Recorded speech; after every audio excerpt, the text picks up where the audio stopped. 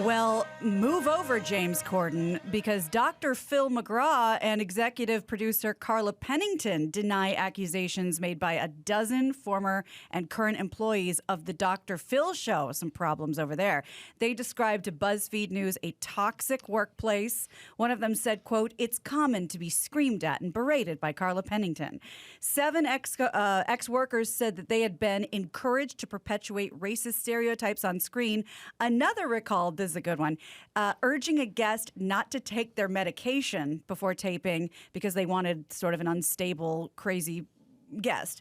A lawyer representing Dr. Phil said, "It's a clickbait story. BuzzFeed was offered dozens of current and former staff to talk to, but when BuzzFeed started hearing the truth, which would ruin their salacious narrative, they declined."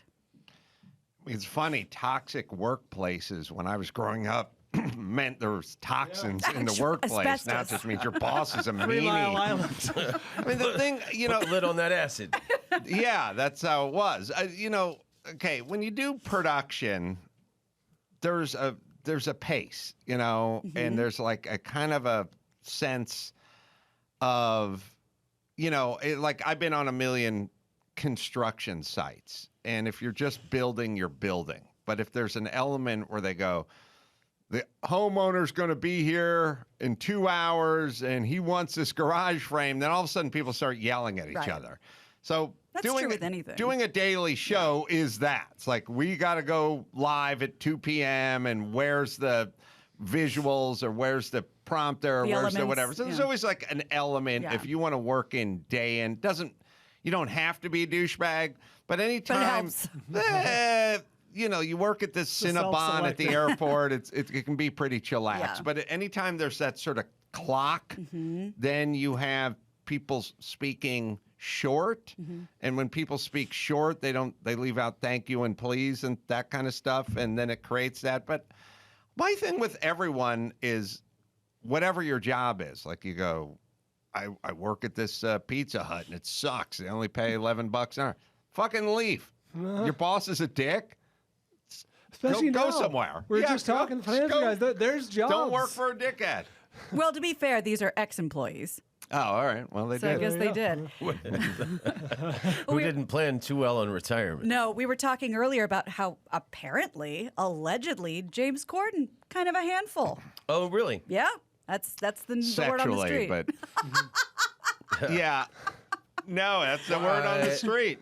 I've never done a show, so. Yeah, I don't like that format where it's 2 people at once on the interview couch. The panel. Have you seen his show? Where No, he's I like haven't. interviewing 2 people at once? Yeah, it has like that sort of English Graham Norton vibe.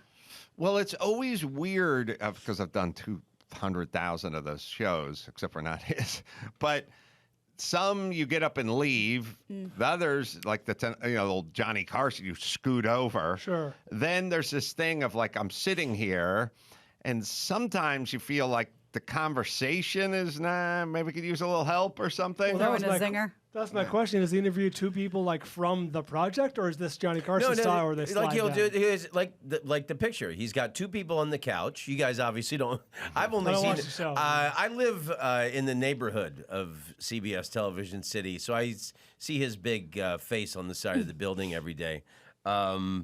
I mean, I could walk to work and then gladly replace that guy. But so he'll like do one question for the one person on the left and then another to the person on the right. And so I think they're trying to, like you said, Gina, we're trying to create that English conversation, but it's Chat not. show. It's just like any American talk show where every question is pre-prepared and then the person has the pre-answer. It's all been pre-produced, Yeah, it's interesting. Different. I obviously like the show where they don't pre-produce you that much. There's always a little bit, but there's probably less now than there was. They used to really just get it down to every syllable. Well, at the very least, tell you not to talk about meat. Yeah, that was Ellen. Some specificity. That's when I knew Oh, her really? staff was scared. Yeah, it's interesting. Every business, I mean, we've all experienced a business, could be a dry cleaner, could be tuxedo rental, or could be a Something bakery. involving garments. Something involved. This place that sells cummerbunds. No, we all had a business where you like walked into the business and you went, God, all these people are assholes. Like I've experienced that a few times where there's a temperament. There seems to be more and more of that these days. Yeah, well, it's like defenses in football used to take on personalities. There were the dirty guys, the big hitters, more finesse guys. Right.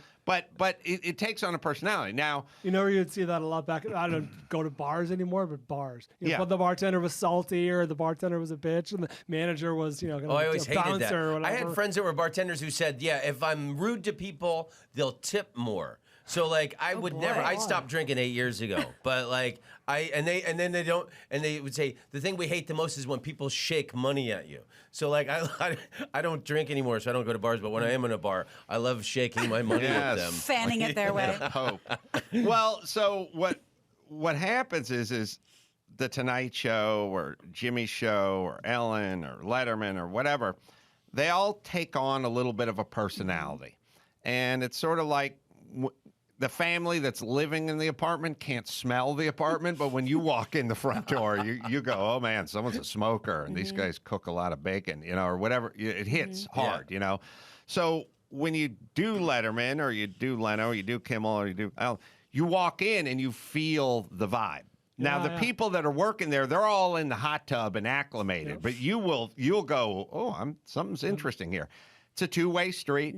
I've always said Leno, Tonight Show, Jimmy Show. People are in a good mood. They're laughing. They don't feel pressured or whatever. Kind of laid back. I wanted Ellen and felt the pressure hard. And Letterman's the same way. And the way you can tell is the people who talk to you are saying, like, you're not going to do this, or Dave doesn't like it when you, like, fill in the blank, or don't talk, Ellen. A lot of guidelines. A lot of Ellen's person soft rules. told me not to talk about meat 2 times. It was not part of what I was talking about, but somebody had gone up there and spontaneously broke into talking about ribs, and Ellen, and then someone got yelled at, like this person, after the show. So I was like, there's a sense of fear. I felt fear. Yeah, I felt that's what I felt. My mind's going. There's no way to know for sure, honestly, for sure. But I'm very interested to see how people view this environment. I was thinking the same thing. What's our vibe? Yeah, what's our vibe? There's no way to lazy. know. Tom, what's our vibe? It's a very good vibe, actually. And good. I love your studio. I like where it is in the town. And then I like I love Evel Knievel. You got this massive Evel Knievel thing. And you used to have a race car here.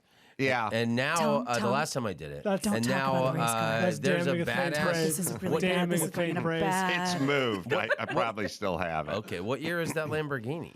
68? Oh my God, think. what a cool car! I don't own that. Mark Garagos owns it, the attorney. Anyway, so yeah, no, it's I feel like I'm, you get. I feel like I'm going to a cool museum. Okay. and We'll then take like, it. oh, the show's like a impersonal. bonus. It's not about the decor. It's the spirit, the Yeah. people. But no, the spirit's great. Yeah, All right. yeah. Well, what do you say? Dodge that Christ. All right. And I love meat. bullet. Get out. People in the UK who send unwanted pictures of their genitalia are going to face prison time. The country had been considering making this act an offense under the Online Harms Bill, which is going through Parliament at the moment. However, the government will instead use the Sexual Offences Act, which is a smaller piece of legislation. The government hopes to enshrine this offense into an existing piece of legislation as soon as possible. And once made illegal, it will carry a punishment of up to 2 years in prison.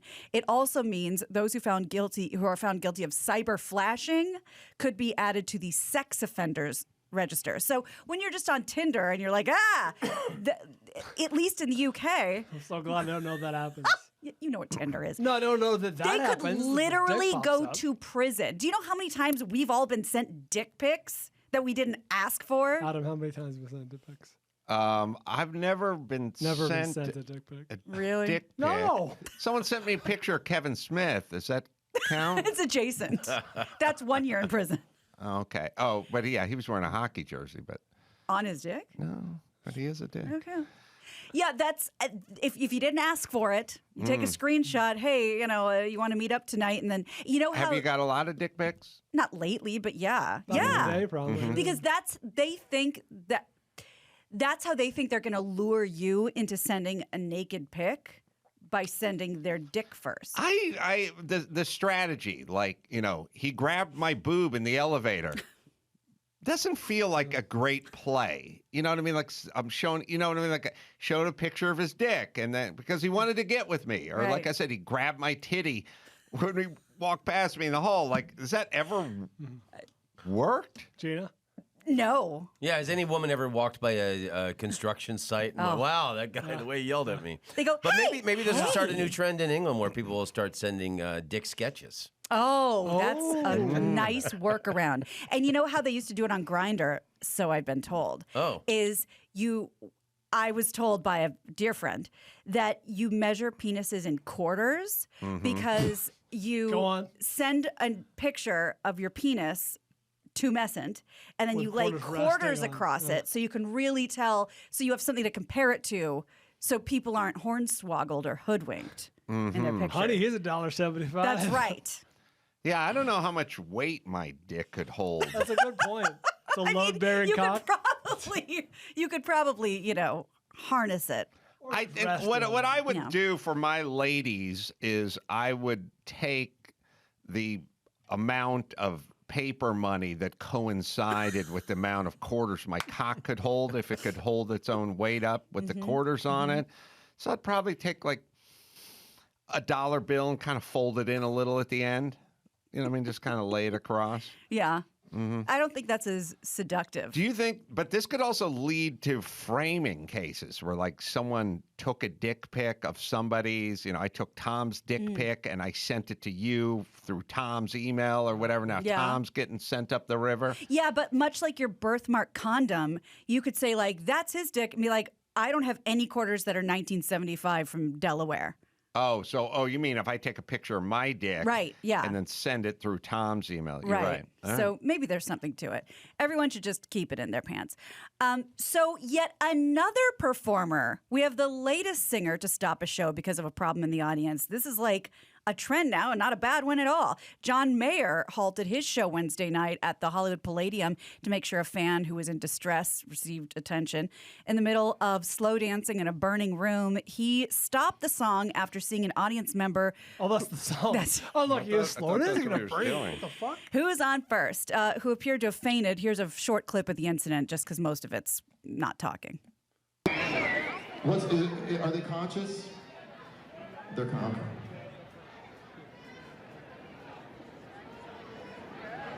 All the lights are on. Where's he at? Give me a Palladium. thumbs up if they're In Hollywood. Yeah. alert. He was left-handed. Yeah, he is left-handed. I would see John Mayer if it was like the blues. Yeah. I the would blues too. thing. Well, he's gearing up for a tour, so I think he was Well, that's not shaking the dust off. Does he have pleated pants? He sure does. Bringing him back. Yep. Very yacht rock. I guess were that cool. Normcore. There they come. Help's coming. jeez. So, yeah, a fan was treated, left in a wheelchair. Mayer and his band left the show for a couple of minutes. They came back and told the audience, anyone in the crowd who's worried, I'm told she's up, and waved goodbye. She's okay. The system works. Thank you very much. And he's gearing up for a tour. Chris had a what? Oh, I had a ticket to that show. So I was just telling you I had a ticket to that show. It was a free show at the Palladium. Oh. Oh, it was that he free? put on. Yeah, you just had to RSVP. Wow. In time. But did you hear like Kanye Yes. got mad at Billie Eilish for doing that the other night So too? Kanye is demanding an apology on behalf of Travis Scott from Billie Eilish because she said, I stop my shows to make sure everyone's okay. And she's like, what do you want from me? I never said his name. His demand is I'm not playing Coachella until she apologizes. I get the sense he doesn't really want to show up at Coachella. Well, yeah, but that was going to be the uncomfortable moment was I'm going to bring Travis Scott to Coachella because she took his place. Kanye, Yeah. first off, when he travels with basically the hood the terrorists put on camera Right. crews when they That's right. abduct them. Like he Oh, literally, the shroud? Yeah. whatever they put over a falcon's head so they can, He's like in between Blanket Jackson. runs. Like he literally travels around. I would argue you're drawing more attention to yourself at the Indeed. airport when you're traveling with a hood on your head and gloves and everything else. He also The Invisible Man. he had a listening party. Yeah. I got all this from TMZ. He had a listening party for his new album. Donda. Oh, that picture with Madonna and all that? Yeah, everyone showed up along with a Kim Kardashian impersonator. Nice. Which I don't know if I you could love that move. Oh, that's fabulous. Wait, male or female? Oh, I think the Kardashians. I think you got to go female on Okay. that. That's a big boss. Cher. That's a dude. Oh. That's a dude's job. Okay, I wasn't sure. That's sweet. And his new, yeah.